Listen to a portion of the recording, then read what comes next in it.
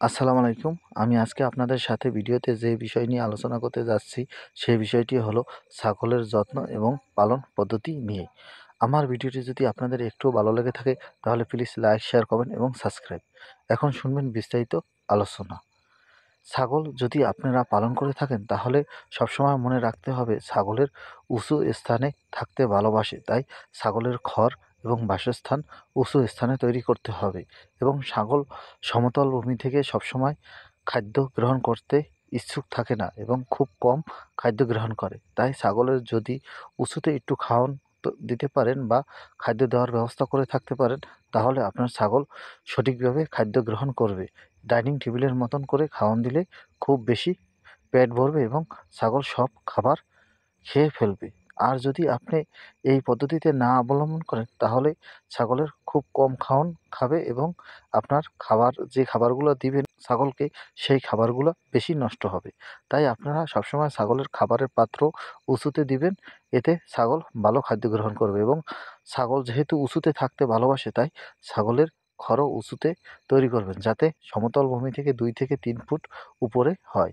এতে ছাগলের যে গ্যাস হয়, এই গ্যাসটা খুব কম হয় এবং ব্যাকটেরিয়া, ভাইরাস উঠতে পারে না, তা দূরে থাকে। এজন্য ছাগলের যদি উঁচুতে ঘর করে থাকেন, তাহলে রোগবালাই খুব কম হয়। এছাড়াও ছাগলের যেহেতু ঠান্ডা লাগে বেশি, তাই জন্য মাটি থেকে যে ঠান্ডাটা উঠে বা যে আর্দ্রতার কারণে ঠান্ডা লাগে, এটা খুব কম লাগে। তাই আপনারা সবসময় ছাগলকে উঁচু স্থানে দিবেন এবং ছাগলকে অতিরিক্ত পানি খাওয়াবেন না।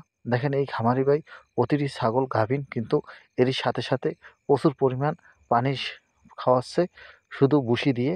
এইরকম পদ্ধতিতে ভুসি বা অন্য কিছু ব্যবহার করে যদি আপনি বেশি পরিমাণ পানি খাওয়ান, তাহলে এই খামারি বাড়ির মতন ছাগলের পুষ্টির চাহিদা থাকবে। কেননা দেখেন, খামারি বাড়ির ছাগলগুলো খুবই স্বাস্থ্যবান না এবং বেশিরভাগই তাদের উপরের মেরুদণ্ডের কোনো মাংস নাই এবং চিকন শুকনার মতো শুধু হাড্ডিগুলো দেখা যায়।